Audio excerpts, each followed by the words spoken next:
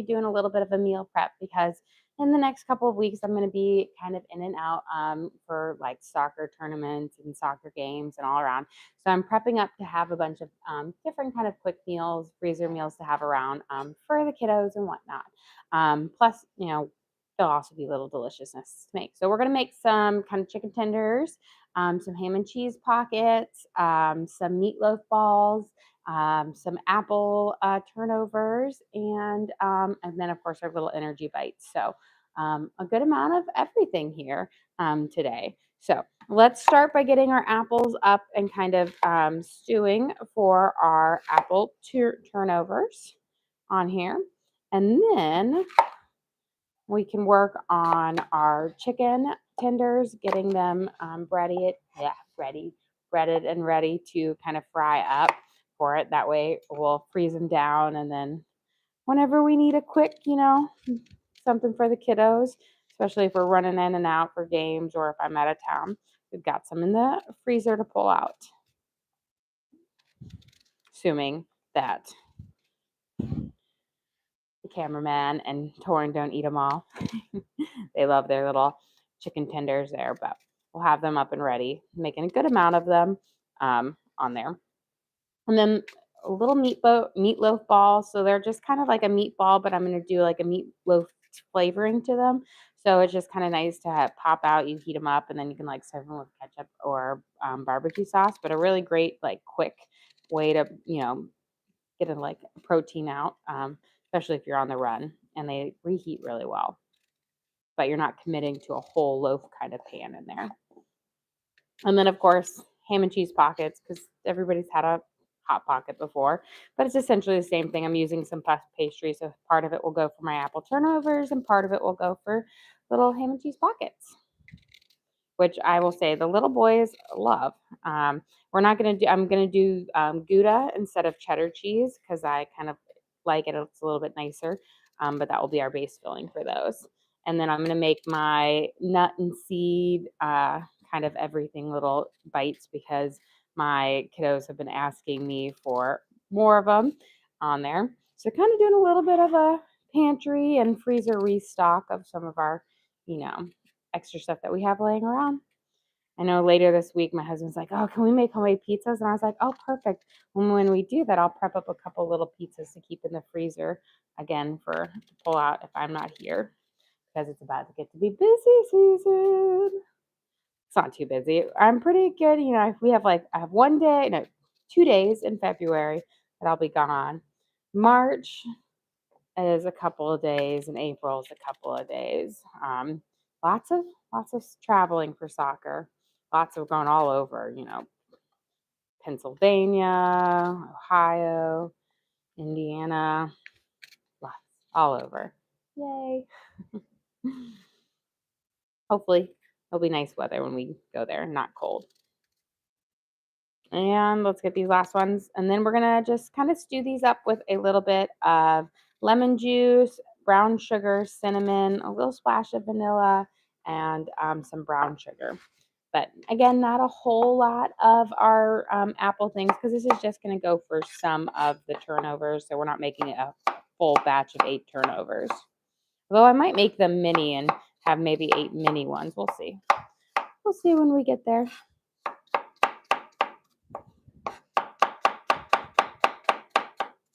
And I'm going to cut them nice and thin. We'll stew them because I want them to get nice and tender in there. And then we'll get our puff pastry ready.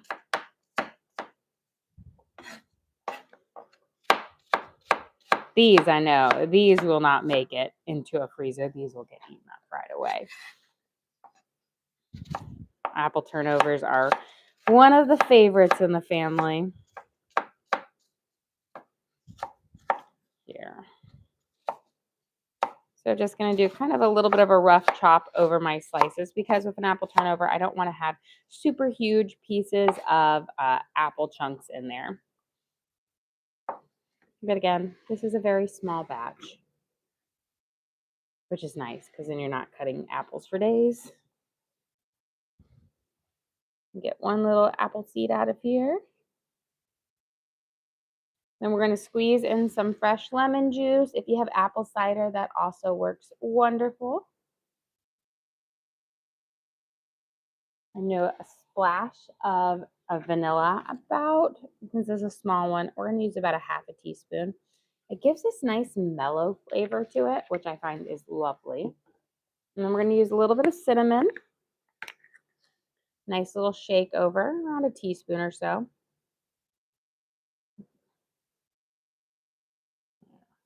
There we go.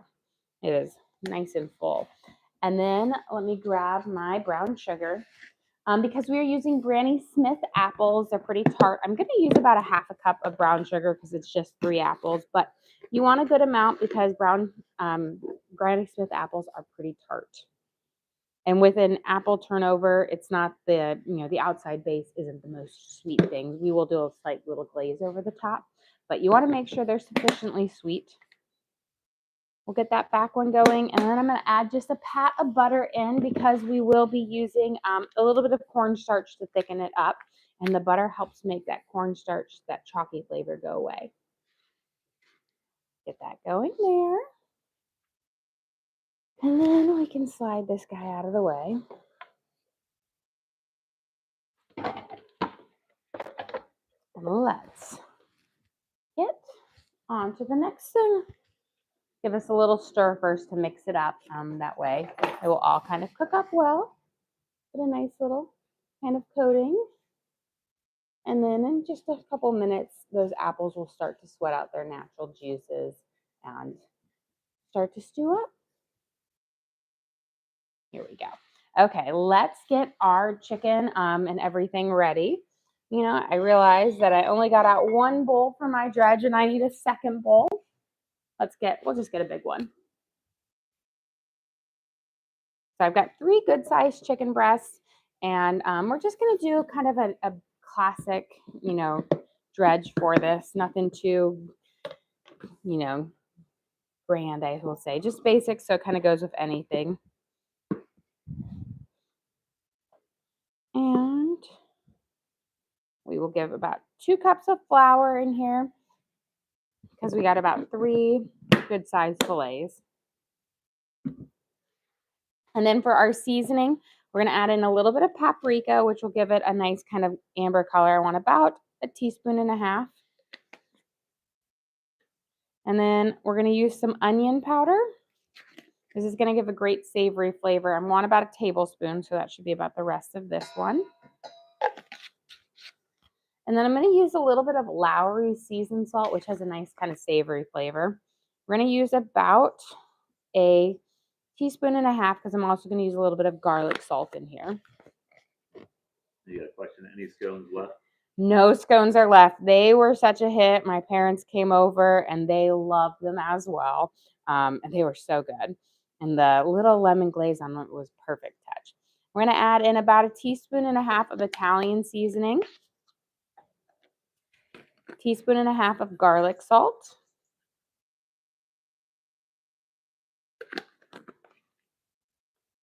We're going to do about 1 teaspoon of black pepper.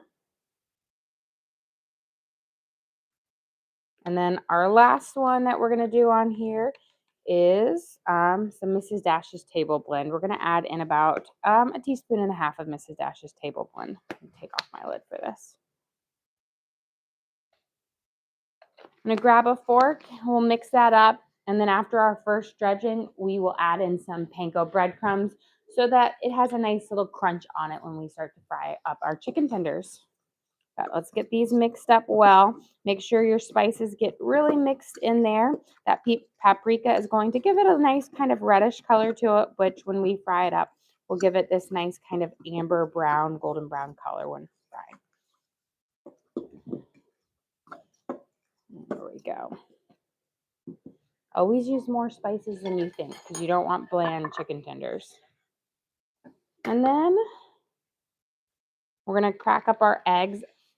Since these chicken breasts are pretty large, I'm going to use 4. I typically use about 1 egg per chicken breast, but one of these is like a huge. It's like the Hulk Hogan of chickens, just massive.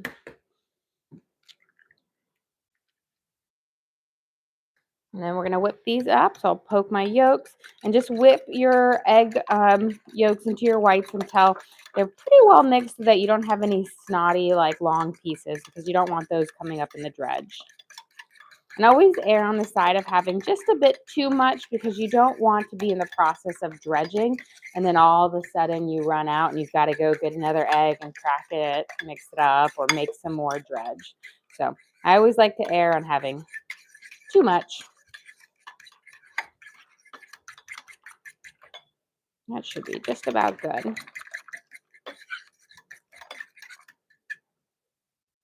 Have that nice and mixed up there. And then I'm going to get my panko breadcrumbs ready for when we need to dump it in for that kind of next round here. Could you add water or milk to the egg?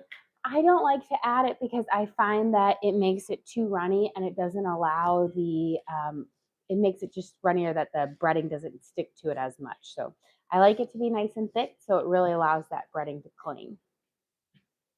There we go. Let's give this a nice little stir. We've definitely got those apples sweating out now. Have that over a nice low temperature. And then for our chicken here, what we're going to do is we're going to fillet each chicken breast all the way in half so that we're nice and thinner so that they'll cook up faster. And then we'll cut them into little chicken tender strips or chicken nuggets. You can go even smaller. Whatever floats your boat. When you cut, try to cut against the grain, which will give you a very textured look to it like this. But that's going to give you a more tender piece of chicken because you have kind of cut all of those tendons and those fibers, which will leave it more tender and less chewy. So against the grain whenever you can. Cut off any bits of fat because, again, this isn't going to crisp up. The fat won't crisp up. They'll just get rubbery.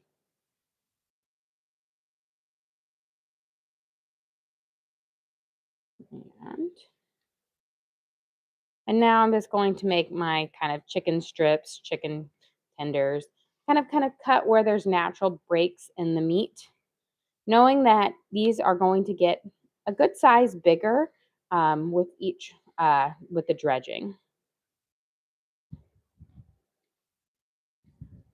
And that way we'll have a good amount for it. And you could always leave them and just do big fillets if you wanted to. But I want these to be, kept in a little Ziploc baggie in our freezer so that we can pull out a couple at a time and pop them in the oven to reheat whenever we need a quick meal for the boys or a snack for my always perpetually hungry teenager. I swear, actually, it's not just boys. My teenage daughter, she's always hungry too. And it's always, I'm like, I just fed you. But she goes, but I'm so hungry. And I'm like, how? How? I feel like they exist to be in a constant state of snacking. And I'm just like, just eat a real meal. Don't snack. Just sit and eat a meal. But snacking is more delicious. And get these last little bits done. And then we'll do the ever so boring dredging. So again, kind of smaller chunks in there. Again, not super small because I want them to be in the mix between a nugget and a thin side. Give this a good stir. But always when you're working with it, make sure you just leave one hand touching the chicken. That way you have one hand that's nice and clean that you can kind of manipulate around and do stuff with. So when this is my knife hand, so my clean hand, I'm going to dredge everything and work with just one hand. Makes it a lot easier for you. I'm going to pop all of these kind of in here. We'll do kind of a quick dredge on them because there's so many pieces instead of doing the individuals when I'm doing a breading for that, and kind of coat them up. And then when we do our second one, I'll have to do that more individual, but this can go a little bit faster. So we're just going to give it a nice toss until all of these pieces of chicken are nice and coated up in our seasoned dredge. We'll pull them out, and then we're going to add our panko breadcrumbs to it. Now with this, you can do it both ways. You can prep your chicken to where it has your double breading on it, but you haven't fried it. And then you can, refrigerate it or freeze it down so it can be an easy meal prep for it. And what I'm going to do is the full fry up so that when I'm reheating it, I'm just kind of reheating it and cooking it all the way through. The doing the complete fry on it means that the second time when you're cooking it goes much faster. But for the ultimate like crisp up at the end, if you just do the basic like double dredging, then all you have to do is pop them in the like oil to fry up. Those come out as if you made them fresh, kind of perfectly every time. So that is a way to kind of get rid of a lot of your meal prep, but still give you like a fresh, completely fresh made. Okay. These guys are just about out. Just making sure that every little piece got in here. And then we'll add our panko breadcrumbs in and our last little dredging. I'm going to turn my all the way down to low because we've got a lovely, nice little tender base to it. Once they start to get kind of opaque, or not opaque, but translucent, and you can start to see a little bit through the apples, then we'll know that they're ready to kind of go in there, because you want to do a majority of the cooking on them. That way they're nice and tender in there. We're going to add in about a cup to a cup and a half of our panko breadcrumbs in here. Do you ever use an air fryer? I do use an air fryer. My oven, well, my soon-to-be fixed oven has an air fryer setting on it, so I'll use that. These chicken tenders, what I do is when I reheat them in the air fryer setting so they crisp up really wonderfully that second time after frying it for it. So I do use it right now. Friday is when hopefully the fuse and everything will be fixed, and I'll have my other oven back up and working for it. And now I do have an air fryer, like a standalone counter one. I just don't use it much now that I have one with my newer oven model.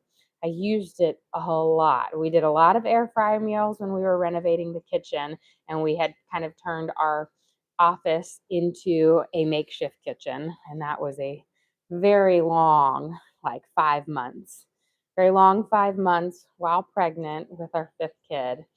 It was not the most ideal timing, but we weathered through and we got a great kitchen out of it. So we're going to get these guys dipped and dredged, kind of just nice little coating on it for it. Let's see if I can do about 2 at a time to speed up the process a little bit faster. And then kind of coat them in here, pat them down. Luckily, this goes a little bit faster than when you're doing the bigger fillets because they're smaller and they coat up fairly nicely with this. And that's kind of why I say make sure you have more than enough in there so that you're not really having to, skimp on some of that. Get these guys. And then we'll coat it. We can get our oil heating up, and then we will prep up our apple turnovers and our ham and cheese kind of pockets.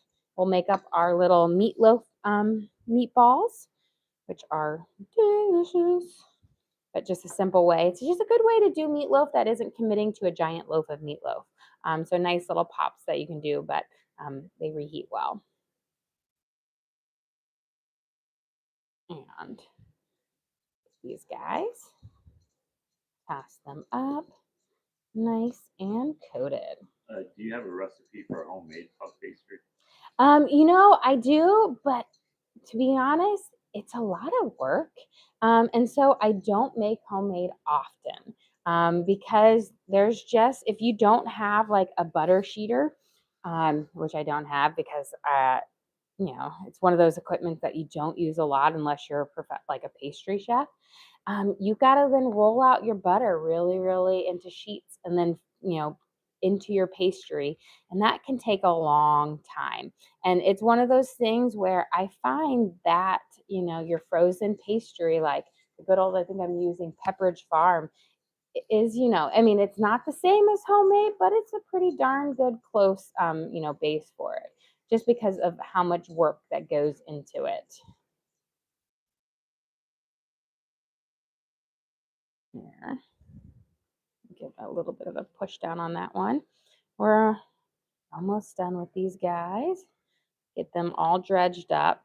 And this is why I also say keep one hand clean, because you get pretty messy during this process. And that way you can, grab and do other things.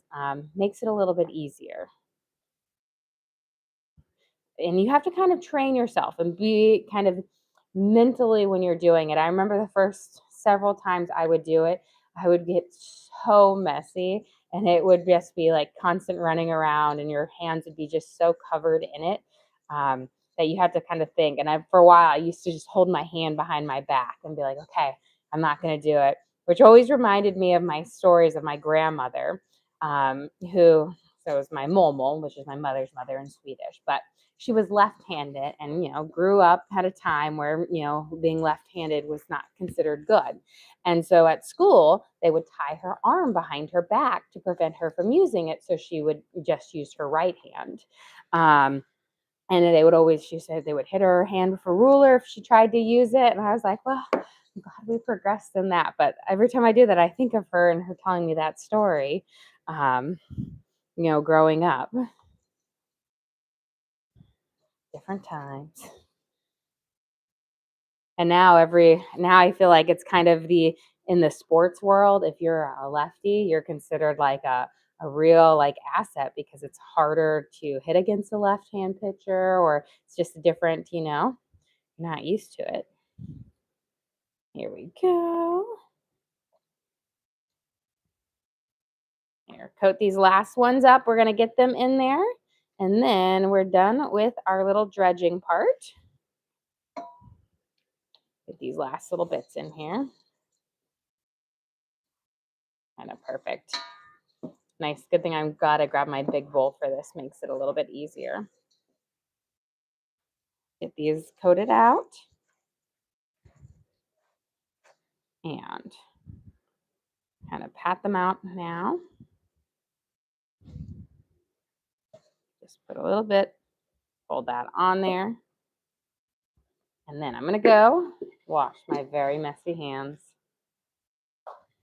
And that's it again. It's nice to just leave one hand nice and clean and free for this. Makes the cleanup a little bit easier too, because you've got a good hand to turn the water on and do some scrubbing. But I do prefer hand dredging over doing like the shake and bake, because the shake and bake, I don't feel like the breading really, you don't get a good thick breading on it. Okay. Mary sent you a gift. And where can they find the recipes for all these? So we do upload all of our videos to the link on our page, so you can always rewatch our lives after we're done. We post them up there, and you can watch and cook along with me again. For that, we're in the process of working on my cookbook. My goal is to have it out by the end of March. So fingers crossed here. Getting in there, and I'll have lots of recipes like this on there for it. But again, we do post those lives. We're going to add my oil in here so we can start to fry this up once it gets nice and hot on here. I'm going to heat my oil up on high, and then I'll turn it to a medium so that it will cook at a nice kind of like around a 350 to get a golden fry on it. So these, I cook them all the way through, so they are completely ready to eat now, but they will also freeze down really well. Just when you do it, you can either defrost them, or you just bake them at a lower temperature to kind of bring them up and then crisp them up nicely. Okay, while this is heating up, let's get our apples. Since they're just about done, I'm going to add in my cornstarch, kind of fill them up and thicken it up, and then we will roll out our puff pastry. Is that olive oil that you're using? It is using olive oil. I love olive oil's flavor, and I don't heat it high enough to get to its like burning point, which is around like 400, 450. I like to kind of cook my chicken over a nice 350, which allows time for it to cook and gives it a nice kind of golden brown texture for it. We're going to add in some cornstarch to our apple base here, the juices to help thicken it up. You don't want to have a super wet base for your apple turnovers or they will ooze out. So you need to use some sort of kind of thickener to get it out, or you have to kind of pick out all of your apple pieces. But I love to have that nice kind of flavored gel in there because that really gives so much flavor to it and a little bit of that moisture to the puff pastry. So we're going to start by adding in about a teaspoon into it, mix it up, and we'll let that heat work. I'll probably be ending up adding close to a tablespoon, but I always go little by little until I get to the right consistency. What's with the apples so far? So with the apples, we have brown sugar, cinnamon, vanilla, fresh lemon juice in there. So just nice, and a little pat of butter. And I'll cook it up. So it's got, well, it's just kind of like a basic cinnamon apple to it. But the vanilla adds that nice kind of mellow flavor to it, which I find it really is lovely in it. And then, of course, cinnamon. Give this a good stir. And I want it to kind of form a little bit of a gel because, again, you need to have a thicker base to go inside our puff pastry. Oh, why add the lemon? The lemon, you kind of need it as a couple of things. Keeps it nice and fresh. It helps it thicken it up as well. But that tightness adds a little bit of the liquidity that you need for it. So there's a couple bases for it on there. Lemon adds kind of like a natural pectin to it if you were going to make like a jam or stuff like that. So it does a little bit of what the cornstarch is going to do, kind of that helping to thicken it up base for it, as well as keeping it nice and fresh. The acidity will help keep it fresh.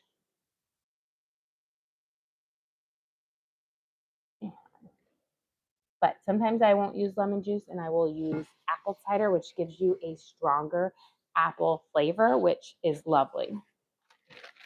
My kids always say, or I'll say my 14-year-old son, he goes, I love it when you use the apple cider because it's such a strong apple flavor.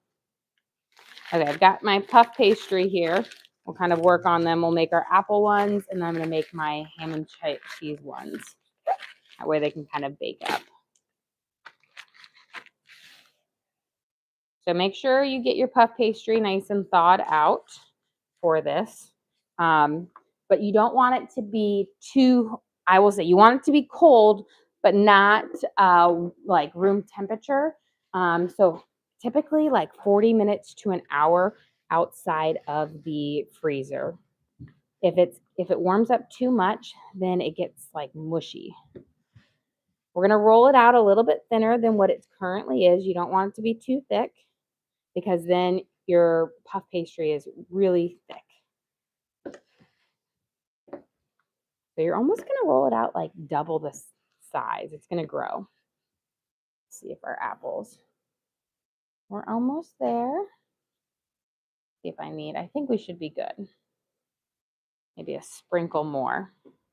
But you see how it's pretty good. But if you have it too liquidy, it will ooze out and it won't hold into your puff pastry as well. And we'll be baking these at 400 degrees for about 15 minutes once we get them in there. That should be good. So it was about, like, I want to say like a tablespoon and a half for this. And check my oil. Almost getting there. Okay. You can see how we're getting it a little bit bigger each time. And this is just going to prevent it from being super dense. And that should be good. I'm going to turn this off. I've got my turnover base. Perfect. And let me grab one of my baking sheets here. We're going to put parchment paper down and line it up. That way it will bake on that and it'll be an easy cleanup.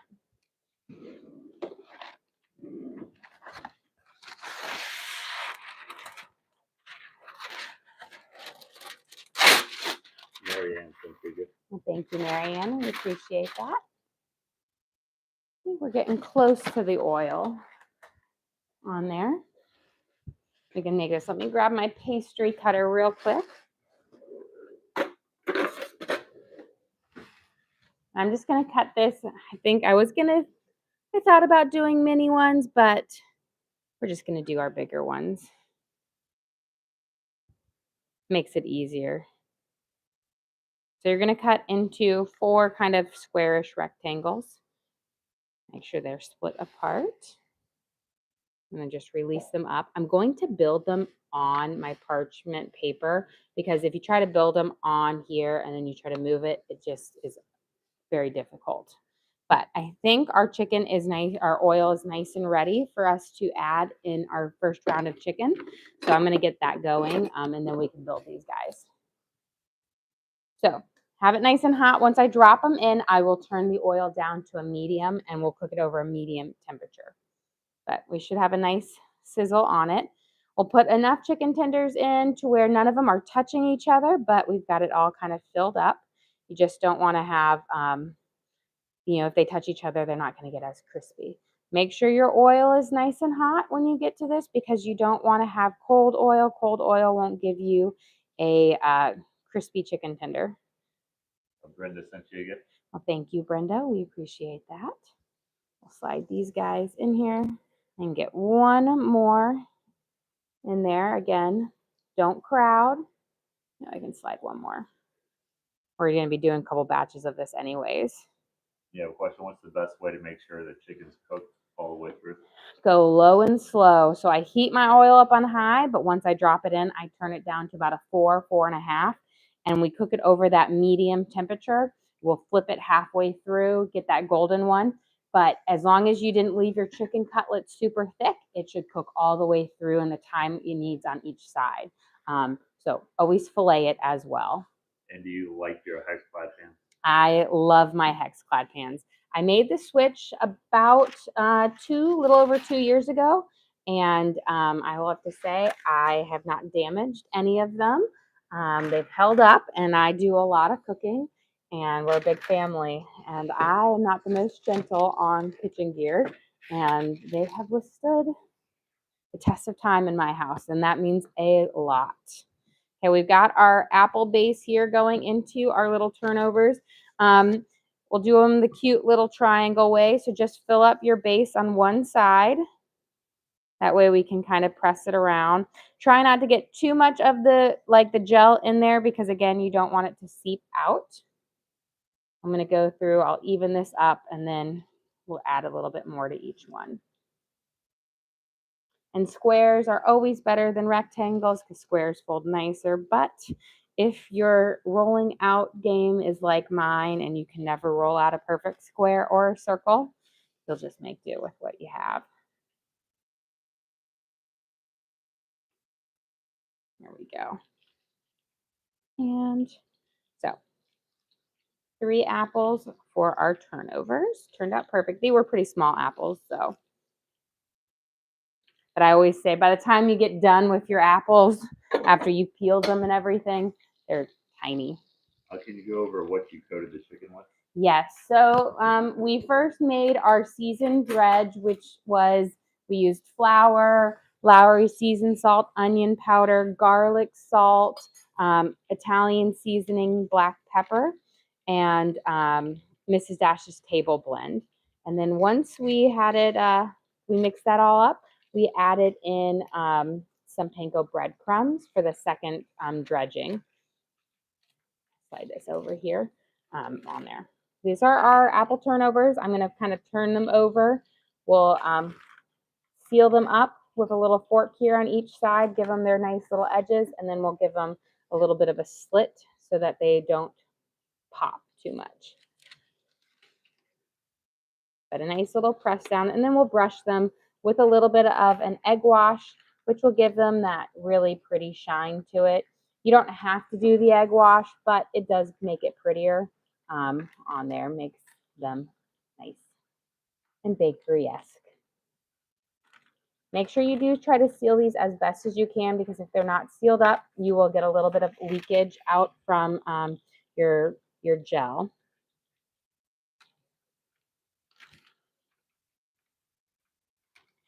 There we go. Slide these guys in. And now just a good firm press with your fork is all you need.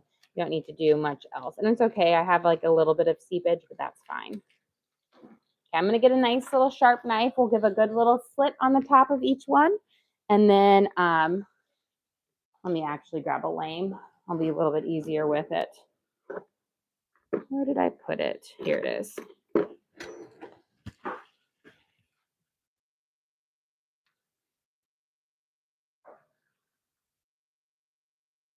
And that way, when it bakes, it will steam out instead of boiling over or puffing out.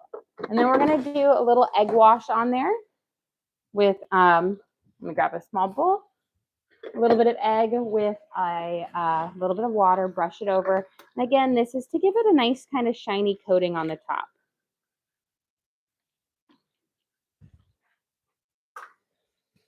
Add a little splash of water here. Just about a teaspoon to a teaspoon and a half. Rotate my chicken around. And then we'll pop these in. These are going to bake in the oven for about 15 minutes. And you prefer the egg wash over heavy cream? Yes, because heavy cream gives a more matte finish. The egg wash gives that nice, pretty brioche kind of shiny finish to it. So, and I think it gives it a more even on it, where the heavy cream sometimes doesn't quite hit the mark with it. Lily's gonna dig it. Well, thank you, Lily. We appreciate that. And then just use your little basting brush here and just rub completely over the top of each one. So a nice little shimmer and shine on it. And again, this is what's going to give you that pretty bakery shine on there, what you see on like brioche breads or the challah, that just nice, pretty, dark kind of color to it. And then we're going to flip our chicken here in just a second. Get these guys up. Give it a little rotation.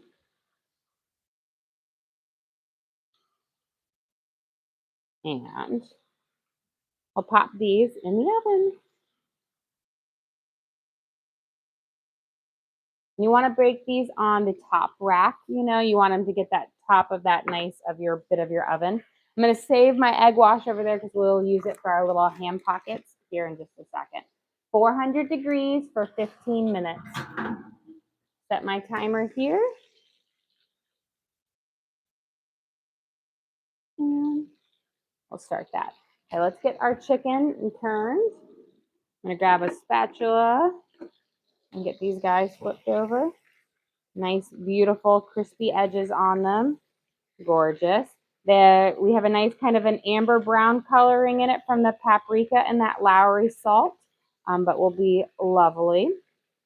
Turn these over. And the trick, again, to making sure it cooks all the way through and that you get a lovely golden kind of crisp is that you go low and slow. You don't want to go too high on these because you want them to get cooked all the way through, have that beautiful golden brown crust color on it. Okay, while these are cooking up on our next side, let's see. Let's get our ham and cheese ones up so we can pop them in there. We'll get our meatballs made because our meatballs won't take all that long to bake up, but these will take about 15 minutes as well. But these are super, super easy to make. So you just start with your puff pastry. We're going to roll it out thin, just like you would with our turnovers. Because again, otherwise the pastry is too thick. You want it to be a little bit thinner. And again, make sure your puff pastry is still cold, not completely room temperature, or it will be like sticky and cling to everything.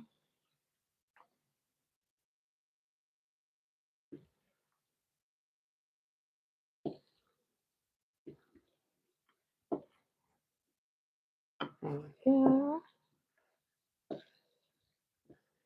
And a little bit. I try my best to make it evenly perfect, but you know, it's out what you can. Okay, for these, we're going to make a little bit more than just what we would with our turnovers. That way we have kind of a bit more of them. They're a little bit smaller because the turnovers and they're nice and big. Kind of. We're going to do 9.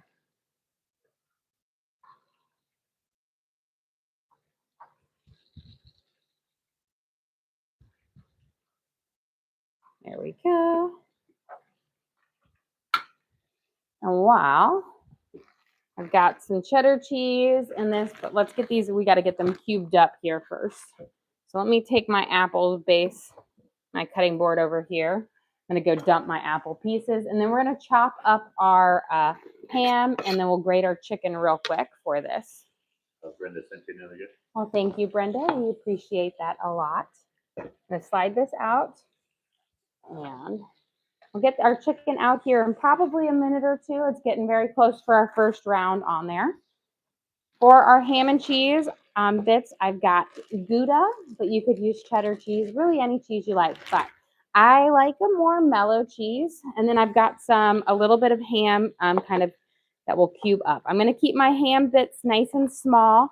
Again, I think I like little smaller chunks of this than really big ones. That way you get a little bit more mellow in every bite. And we'll get some more of our chicken baking up or frying up. We'll get our meatballs made. Here. So nice, small. You could always buy pre-diced up ham if you wanted to, but I just like to buy the big kind of like half-pound chunks of ham. That way I can slice it, dice it, use it in a lot of different recipes. You know, sandwiches, frittatas, soups, little ham and cheese pockets.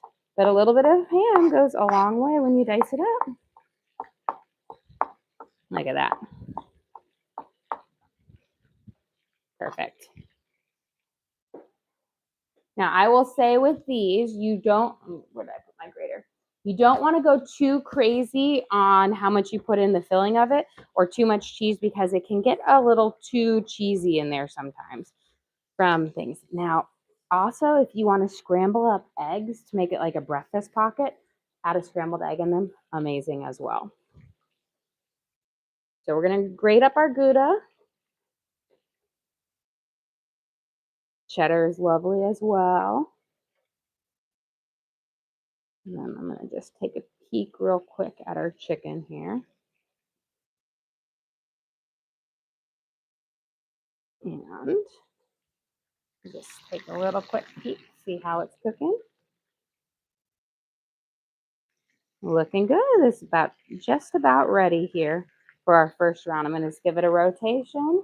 Once we get these kind of up and ready, I'll get these dropped out and we'll have our next round going in.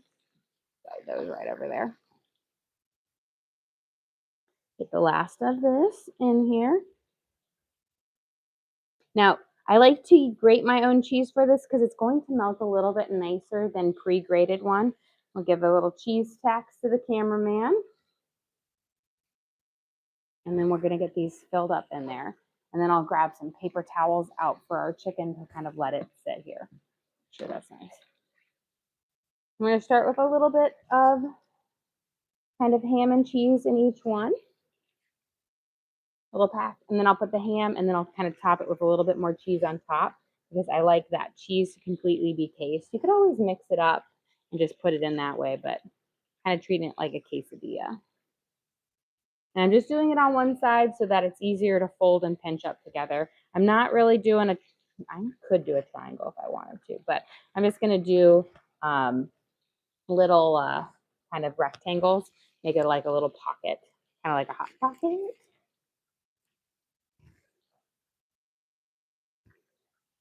And here, slide these guys through, even it out. So you can see how much, even though it didn't seem like I had a whole lot, it covers a good amount.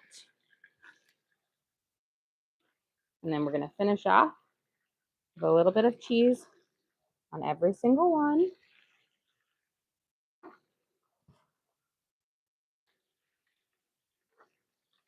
And then let me grab some paper towels here real quick. We'll pull this next round of chicken off because it looks like it's just about perfect. Now you can either put your chicken on a cookie cooling rack. I like to do mine on paper towels to soak up any extra oil in there, but you could use either. When you place it on there, look, we've got a nice, beautiful golden fry. Make sure you place it oil side down. That way it has the time to soak up all of that extra oil. That top one's already kind of dripped down. So look at these wonderful little chicken kind of tenders, chicken nugget bites. But beautiful. Here. Give them a good little shake out. And then we're going to put our next round of chicken in so it can start frying up for this. Now with my oil here, I find that I can typically do 3 batches of chicken or whatever I'm frying up in the oil before I have to change it. You always get a bit of dredge or like dredge droppings in there, and they can get, over time they'll get burnt. So I never like to do anything that's going to take me more than 3 batches so I don't have to change up my oil. How do you get the golden color, and about how long do you fry them? So the golden color is from both the paprika is mainly the key part of it, and then the Lowry seasoned salt, which also has paprika in it. But that gives you that lovely like amber color to it, and a little bit of that onion powder. Those both give you that one. And then for cooking it, I go kind of low and slow. So I start by heating up my oil nice and high, but then I will kind of put them on like around a 4.5, and that's when we will bake them up or fry them up. And then once they get to that nice color, they should be cooked all the way through. Parchment paper. And I think the biggest key is just making sure your chicken's not too thick so that when you're cooking it, it has a chance to cook all the way through. So I always, when I'm using chicken breast, I'll fillet it through to make sure it's, a lot smaller. You grab my fork right here, and then we'll get these guys up and made so they can pop into the oven. So we'll slide these guys on here, and then similar to our apple turnovers, we're going to seal them around like this. I'm going to hold it together, and then we will brush them with a little bit of our egg wash on there. And you'll have these kind of almost like a little pocket, like a little hot pocket for it. So get that little piece of cheese. We'll pop it in here. You can start. It's easier to do it on your parchment paper than to try to push it together on your like countertop and move it, because you do give it a good amount of force to hold it together. And now as you bake these, that cheese and that ham will melt together inside. And we will brush them with a little bit of our egg wash that we reserved from our apple turnovers. Now, we made them smaller, so these actually, they'll bake up in the same time as the strudels do. But if you were to make them as the big size of the strudels, they would actually take a little bit longer to bake up. And if you don't roll out your pastry as thin, they take longer with it. And don't worry if you've got a little bit of a, like a tear or anything in here. This doesn't have like a gooey filling like the apple strudel, so it's not going to run out where you need to seal it together a bit more. This is just holding it together so that it's just in a pocket form. So we'll get these guys.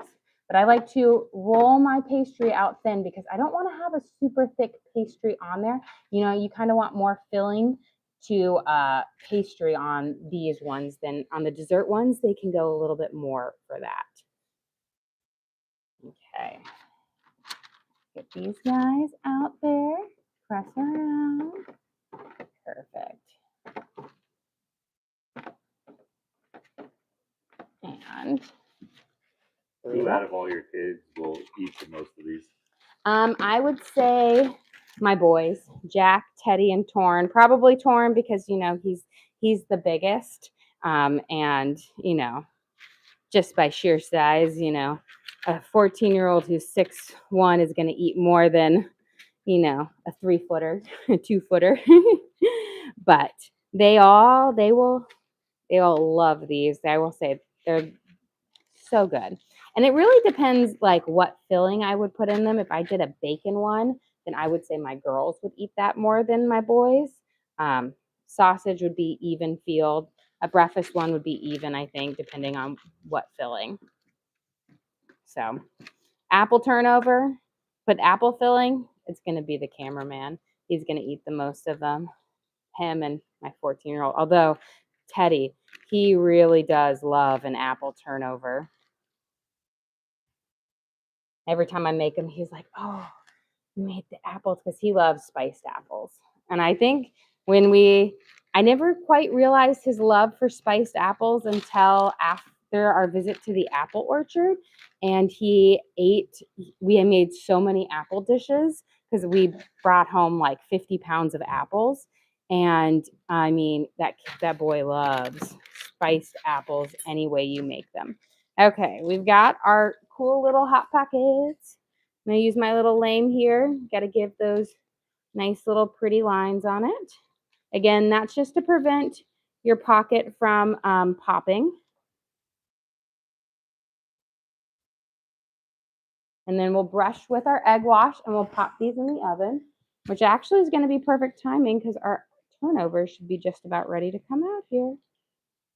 And then we'll get our chicken, our meatballs in, and then we should be kind of done. And get our seed bites done, at least prepped up. Won't get them all rolled out, but good meal prep day. It's always nice when you have a bunch of, you can get a bunch of things prepped up in there. I know everybody will be nice and happy. The boys will be happy. Here we go. And then for these, before I pop them in there, I also like to sprinkle on top of these just a little bit of garlic salt. How do you package these when you freeze them? So I like to wrap them in a little bit of parchment paper, and then I pop them in the like a Ziploc baggie. A little bit of paper towel in there that also kind of pulls the moisture away. Let's grab our apple turnovers away. Let me turn this guy off. There we go. Let me grab my little oven mitts.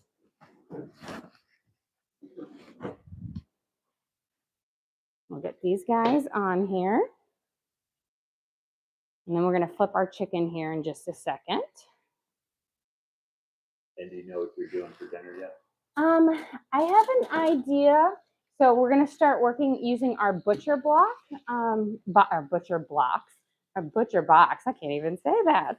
And I've got some chuck roast, and I want to kind of taste test it, how it tasted with the chuck roast we had the other day, because I want to do like a quality check because it's the first time we're using it. So I'm probably going to do something with the chuck roast. I'm not sure exactly how I'm going to do it, but that's kind of my thing. We're going to bake these for 15 minutes on there. We have our beautiful apple turnovers. They're nice and ready. We'll put a glaze on them in just a little bit, but let me get my chicken flipped over. We'll make up our meatballs real quick on here. Nice and gorgeous. Beautiful. That one I think needs a little bit more time. We're going to give a couple of these a little bit more time. I'm going to rotate my pan because this side of my stove gets a little bit hotter than my other side. So while we're waiting for that, and before we make up our glaze, because you don't want to put your glaze on it right on it when they're hot, because then they will just completely slide right off. But we're going to get our little meatloaf meatballs going. I'm going to use a pound of ground beef and a pound of ground pork with this. And then I'm going to use 3 slices of bread because my meatloaf uses a little bit more, and then 2 eggs. We're going to make a panade just the way I do with my meatballs. I'm going to soak my bread with my cream. It's going to be about 1 to 2 tablespoons per slice of bread, depending on how big your slices of bread, how dense they are, whether you have like a soft white or a wheat. I always say try to stick with a bread that isn't super crusty because that doesn't turn into a paste as easily. Okay, that should be pretty good right about there. We're going to add in 2 eggs. I use an egg per pound of meat. So 1 and 2. My hands real quick. About how long does all this hold up in the freezer? Well, we eat through it pretty fast, but I would say would probably last up to 3 months as long as you've got it airtight and you don't, expose it to the elements too much. Don't have a kid leave the bag open in there. But when we get there, they eat through it pretty fast. So it's typically gone within a month, month and a half on our house. But it does hold up fairly well as long as, again, you are keeping it in an airtight container. We've got our cream, our bread, our eggs in here. Now we're gonna add a good amount of onion powder. So this is like where you're gonna get this really great flavor in our meatloaf is from our onion powder. So for this, we're gonna actually use 2 tablespoons of onion powder. So I've got about 1 here and about 1 here. And then we're gonna use some black pepper, about a teaspoon and a half.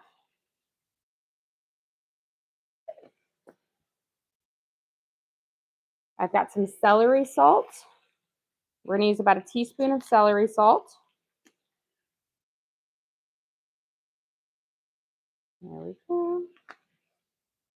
And we're going to use a little bit of garlic salt, about a teaspoon of garlic salt, and then we'll use a teaspoon of Lowry seasoned salt.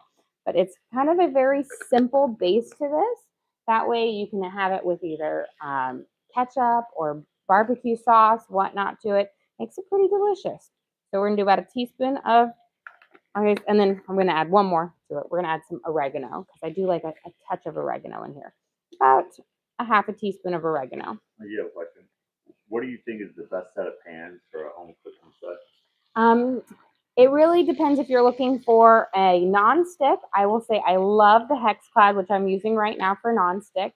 For my metal-based pans, I have All-Clad, which I've had my All-Clad for going on almost 17 years now. I got them as a wedding gift, and they have held up the test of time. So, but they are the all-metal ones. I don't have I know All-Clad carries non-stick, but I don't have their non-stick, so I can't speak to that one. But I do love the HexClad for the non-stick. So I absolutely love those. And then those are kind of the two. And then if you're looking for a Dutch oven type pan or a roasting pot, the two that I love that I have the most of are Le Creuset, which is the classic brand. And I've had mine for decades, I should say. I remember I bought my first one on eBay in like 2002, and I think that was like a relic from the 70s, and it's still going strong. And my mom has one from the 70s that I turned into a kiln when I was like 10 years old, trying to, bake up some clay. So they really do hold the test of time. They're worth the price on there. But for like a good price one of a Dutch oven, I will have to say I've been actually pretty like happy with the Hearth and Hand, like Joanna Gaines collection. Hers, I have a couple pieces of hers, and they've held up fairly well. I'm going to squeeze my hands through our panade here, and this is what we're going to mix into our meatball base, and then we will shape up our meatballs and get those in the oven. The meatballs don't take very long to bake up, but they freeze down really well in there. Essentially what you want to do is when you freeze them, you're going to want to freeze them on a baking sheet, and then once they're frozen, transfer them to a Ziploc baggie so they don't stick together, and you can pull out some at a time for this. But it's nice to be able to do the meatballs instead of a meatloaf, because then you can pull out a couple at a time, especially if you have your kids and you're not committing to a whole loaf.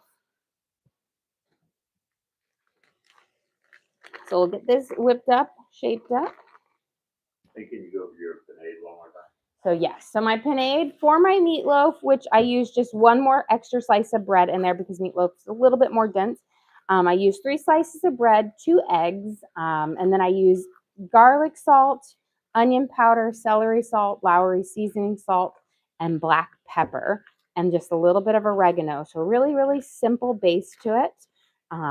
So very savory on there. And then then I've got half pork and half ground beef. We'll give this a good mix up. Get our thing. And once you've got it kind of completely mixed through, then we can shape it up. And the nice thing about using a very simple base for it is you can use a lot of different dips with them. And how much grain? For cream, I use about a tablespoon per slice of bread. Now that can vary depending on how like thick your bread is or dense it is on there. So, but around a tablespoon of cream per bread to make that panade. There we go. Now you can make these meatballs as ever big and or small as you want. And just, your size smaller will cook up faster than the big ones. But I'm just going to make my good kind of a good size one to where like if I'm giving them to the little kids, I'll give them like 1 or 2 with theirs and they'll bake up well. This size will probably bake up at 400 in like 10 or so minutes. They don't take too long to bake up.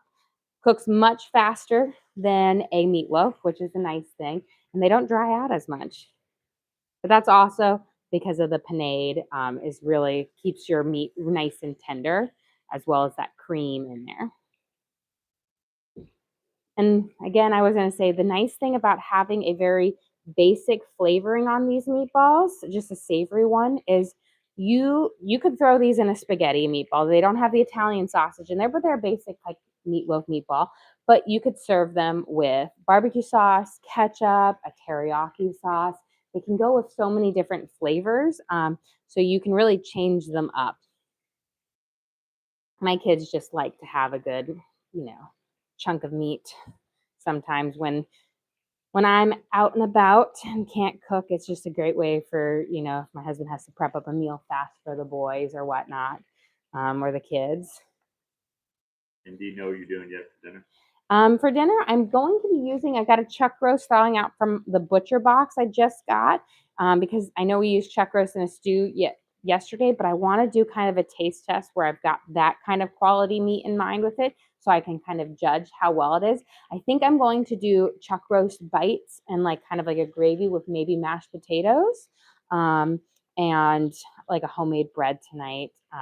So kind of a nice kind of comforting meal, but not completely set on that. That Judy sent you a gift. Thank you, Judy. We appreciate that. And you have a question? You did the seasoning before the meat. Any particular reason, or does it not matter? I do the seasoning before the meat because I want to mix it into the panade so that the panade gets fully mixed around. Sometimes when you do the seasoning after it, you don't get it all the way mixed into your meat. This allows for it to get completely mixed in well. And that way you're not having pockets that you don't have it because it's in that paste. So it's much more likely to get completely mixed in. I'm trying to make an even amount because it drives me insane if I can't have an exact amount that is the same. So we're stealing from a little from everyone to make another meatball here. Perfect. Slide these up there, and then we're going to get our chicken flipped here or ready and out and get these in. We'll make our glaze for our turnovers. We've got about 5 minutes left on our pockets that we have in the oven. But let's get these guys in real quick. I'm just going to bake them. Again, 400. You can have them at, 350 for a little bit longer if you want to. Okay, let's get these guys out of here because they're looking perfect. We've got this nice kind of amber golden color to it. Again, put the oil side down. And that's going to allow it to soak up any of that extra grease. Before you freeze these down, just make sure that they completely cool off on there. These don't stick together as much as meatballs, so you don't have to freeze them on a baking sheet and then put them together like you do with meatballs. These you can just, once they've cooled down, you just pack them in your Ziploc baggie. I do like to put a little paper towel in there, and that just protects them from any like moisture that can come up. How do you keep track of everything? You know what? It's just practice throughout time. I've been cooking for so long that so many things just come second nature now. There has been times where I have forgotten things. So it's not like, I don't make mistakes. Everybody makes mistakes. You just hopefully limit them over the years. I made a lot more mistakes when I was younger. But you know what? But that's the beauty with it. Like, everybody can learn to cook. This isn't like like an athlete where you really got to have some of these basic skills. Everybody can learn to cook, and it just takes time and practice, and you get better with time.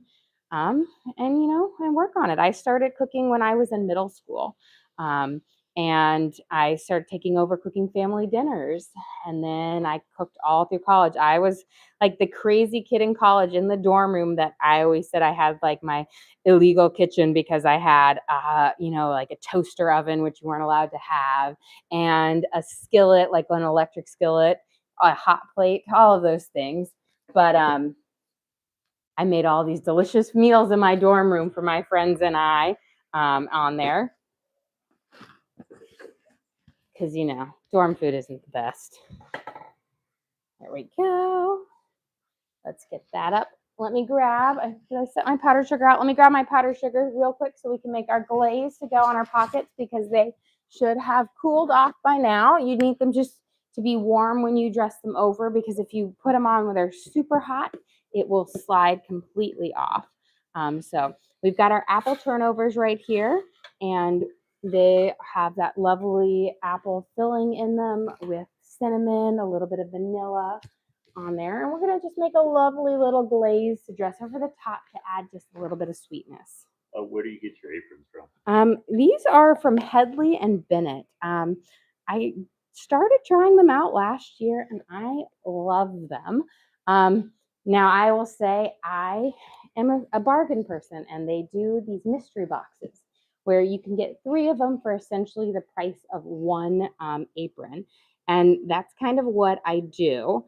It was when I kind of order them. I'm going to add in a splash of vanilla here to our cream. I always, when I do it, like for my birthday, I picked out some aprons and then I get a mystery box for it. But I really like that, and it's fun because I like surprises on there. But that's kind of what I like to do. That way I can get a couple because I'm actually relatively clean today, but sometimes when I'm baking, I get pretty messy in the kitchen. Like the other day when I was making Evie's little cake for her party, I got so covered in so much frosting. It was and cake batter. It was hilarious. And so I got to go through my aprons a lot. So I have probably like 15 or 16 aprons on, I have a good amount of them. So we're going to mix this in here until we've got this nice and kind of dissolved up. You want a nice consistency of about Elmer's glue. Now, if you really love cinnamon and you want more of that flavor, you could add a pop of cinnamon in here to drizzle over it. And then we'll drizzle this over, and we're going to have our ham and cheese pockets are about to come out here in just a second. We'll grab those out. But here, I'm going to mix it up. I like to use a whisk when I'm doing this because it allows me to really break up those, little pebbles of powdered sugar that sometimes get stuck together. But look at that nice kind of thick base on here.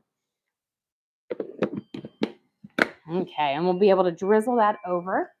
Let's take a peek at our Hot Pockets, see if they're ready.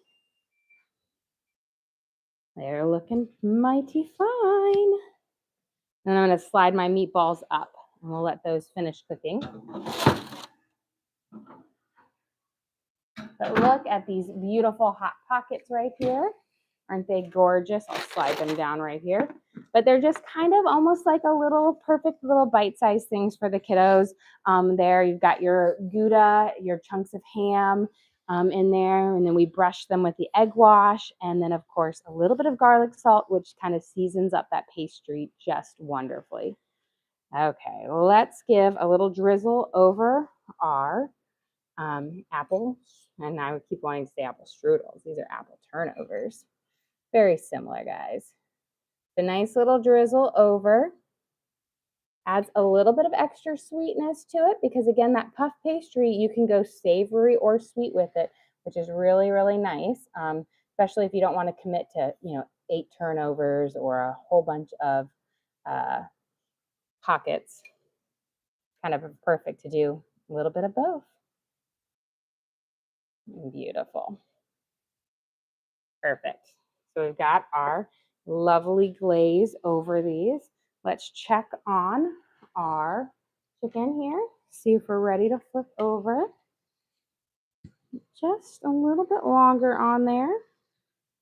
And then our meatballs have just a few seconds. And while we're waiting for those meatballs, let's make our little energy bites. We won't get them all rolled up, but we'll have those up and ready for our kind of our meal prep here. Let me get this out of the way. On here. These have been, I will say these are my daughter's favorite things.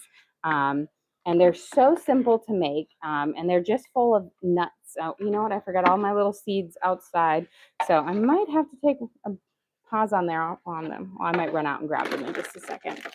But we're grabbing here. We're going to put I'll get our nut bases going in here, and then I'll go grab them because they use it. We're going to start with some peanuts. I'm going to put a big base. This is going to be your filler nut. You'll use a lot of this because peanuts are cheap and delicious. So I put a good base down on here. And then I'm going to use up, I have some little itty bitty bits of it. So I've got some pecans. I'm going to use a little bit more of it, but I use a little bit of my other nuts on there. But again, the peanuts are the filler nuts. So we're going to do about a handful of pecans. Slide this guy over here. And then I've got walnuts.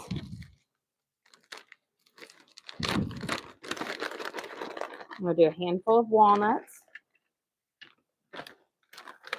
And then a lot of times I'll use cashews, but today for a higher fat nut, I'm going to use a macadamia nut.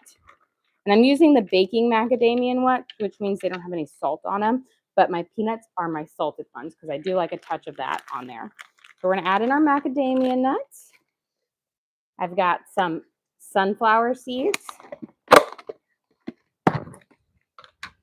We'll add in our sunflower seeds, a good amount. And I tell you, when I say there is everything in here, there is everything in here. We're going to add in some almond slices. Now these, I like these because they blend up much nicer in the bits for it.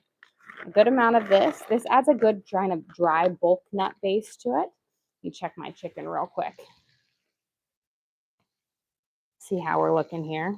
Almost. I'm going to give this a good rotation. We'll flip it here. And then, let's see, we've got that. Normally, I use dates, but my dates have gone MIA. So I'm going to use some raisins, which are very, very similar to it. And once I get these raisins in here, I'm going to run out and grab my chia seeds, hemp seeds, and my ground flax seeds, which add just great little bit of fiber and everything to this. So get those real quick out of my many fridges. There we go. And I'm back. Voila. Now these, again, these are very, very healthy. And my daughters, they literally fight over them. They each have to have their own. I'll put them in containers and they each have to have their own. And they'll devour them. We're going to do 2 tablespoons of each type of seed. So we've got chia seeds, hemp seeds, which add a nice kind of crunch and oaty flavor to it, and then flax seeds as well.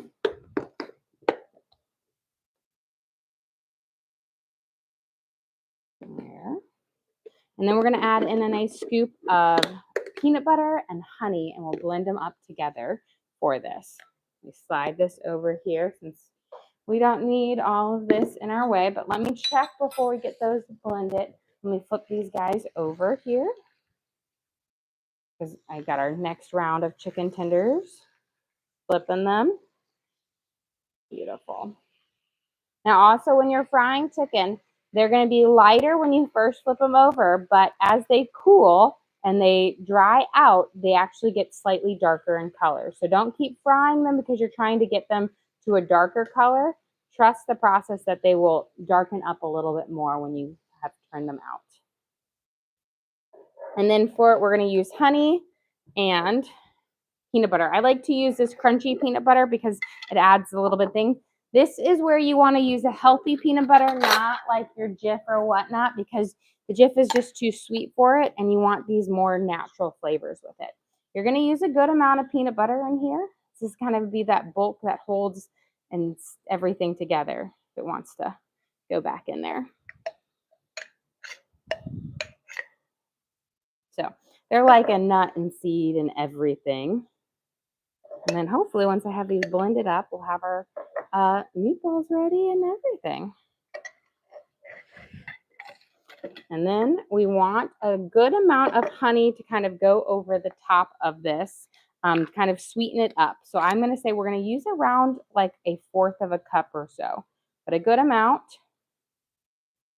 Holds everything together, gives it a little bit of stick. And then I just like to put a little bit of my bulk nut right on top. Now you can choose to use a different bulk nut if you want, but to me, peanuts are so cheap and they're delicious, so they work well. And then we're just going to pulse these and bring them together. And then every so often, you'll have to just put your spoon in there and press it down to get them to mix. And this is one that you really have to do in like a food processor so that it turns into, because you're almost making a nut butter by the time you're done with it, because you're going to mix it up. And then you'll shape it into little balls, and then I keep them in the refrigerator. You can also add in little chocolate chips if you want, but my kids have throughout the time have said they prefer them without chocolate chips. They just love the flavor on their own, which is, you know, always a good sign when they're like, don't add the chocolate chips. Versus my little ones are like, add the chocolate chips, add the sugar for it. I'll get these guys and we'll check on our meatballs here, see how they're holding up. And I'll leave that on. Let me grab my oven mitts. We'll take a pink out. Let me give them a tap. You know what? These are just done. They're perfect. I'm going to turn these off. And I'm going to get this off real quick. So here are our meatballs. You'll know when your meatballs are done is when you give them a nice tap and they're nice and firm. You don't want to overcook them, so check on them. I always say they just take about 10 to 15 minutes. These are our meatloaf flavored meatballs, so they have a nice savory flavor from that onion powder and the celery salt, garlic salt, Lowry seasoning salt. We'll give this a good stir, and then these are just about ready to shape up here. And we'll get a couple shaped up, but I won't shape them all up on here because it's about time to bid you guys farewell here. But here you see how it's coming together nicely. If you ever find that your mix is still a little dry, add a little bit more honey or a little bit of peanut butter to it. Because again, none of this is an exact measurement. It's more of you put it in there and you pulse it until you've got the right kind of consistency. Turn that on. I'll let that pulse over there. And we'll check our chicken tenders out. We're just about looking good on these. About 30 more seconds to a minute. I'm going to give them a turn around, and those will be ready to pop out. Beautiful. Okay. Mix this around and on here. And then I'll get a little bit and I'll show you what they look like when you shape them up. You blend them together and that peanut butter and the paste holds them together up really well. And so it's kind of nice. Depending on how smooth or chunky you like them, you can blend them even longer or you can leave them chunkier. My kids kind of like them right in the middle. But you just hold them, shape them up like this, and then we can place them on our little pan here.